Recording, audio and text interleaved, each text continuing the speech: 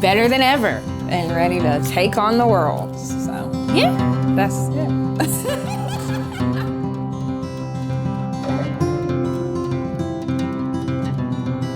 So I'm from Fairlawn. I went to Dublin Middle School. I went to Pulaski County High School. I have lived in the area my entire life. Country girl, born and raised. I played sports in high school, was real kind of quiet, shy a little bit, kind of to myself.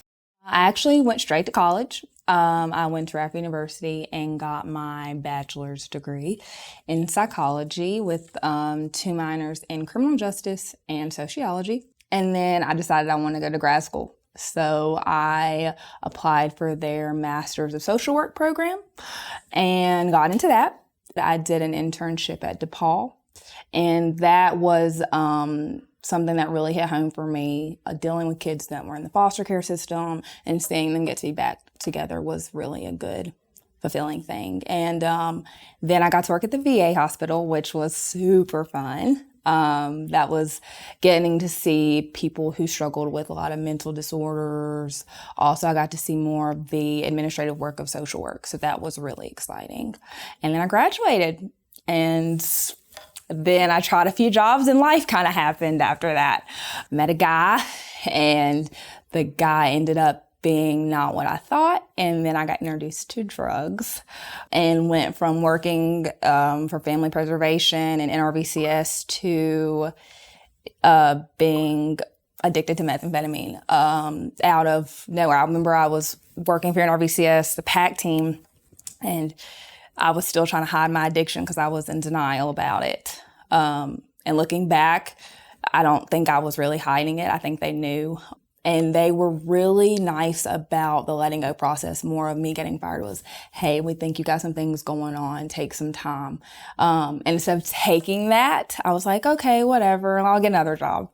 I graduated May of 2019, and by December of 2019, I was in full addiction. I had lost my apartment. I was homeless. I could have gone home, but my mom was more like, get your stuff together. You need to figure it out. By the spring of 2020, I'd caught my first charge. I tried to hide it from my mom, went home one day and I dropped the police report thing at home. And I was like, Mom, I'm fine. It's okay. I wasn't mine, and I think seeing the disappointment in her and my brother's face should have been like, you have a problem. You have to get help. But it didn't. I went to court, said, okay, I'm going to get better. Got another charge within the next 6 months. I got in trouble again in Covington, Virginia. And that time, I actually did not get out of jail for 6 months. And you look at yourself and you're like, how did you end up here? I got out, and I got a conviction, unfortunately, with that charge. And then the rest of my charges were under first offenders. So I had a second chance. Even though I had one conviction, I still had a second chance. For 24, 25 years, I was on the right track doing what I was supposed to do. And for life to kind of just happen like it did, I felt like, not to get too religious, but I felt like God was like, I'm giving you 2 paths, and you're going to pick one and we'll see where it leads you. And I chose the wrong one. But I think learned so many things from there. It was like, the last 3 months of my addiction out in the world, I felt it. I was depressed. I had so much anxiety, which I'd never been an anxious person. I'd always been bubbly. I'd always been fun-filled. I was just really just a lump. I knew I needed to stop. I knew I needed to get myself together. I was 27 years old, 28 almost, looking at my life like, what are you doing? And everybody around me was either dying or going to jail, and that seemed to be the cool thing.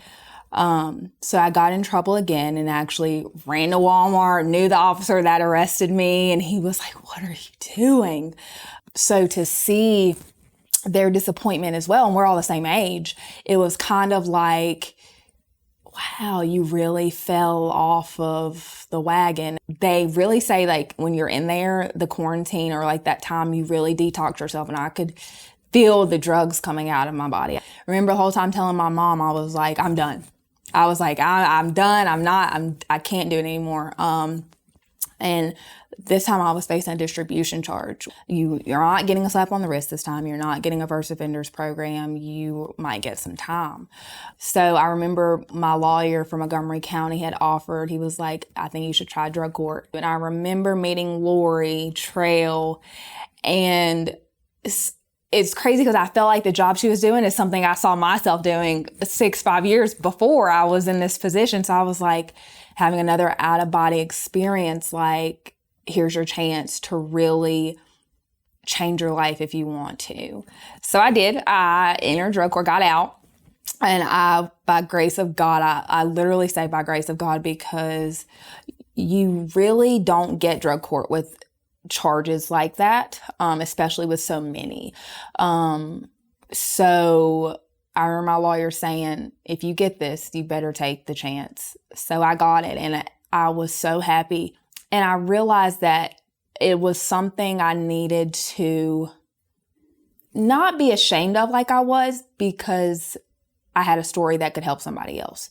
Because here I am, somebody that had their life together, who did what they were supposed to do, who followed the rules. I didn't even smoke marijuana, who fell into complete chaoticness, who didn't know who she was, who didn't know what life should be like, who didn't really know how to adult. And now I get to, I feel like, help other people in drug court. I feel like they get to see, like, here's somebody who had all these bad things happening, who had charges to count, 5 different counties, 5 different charges.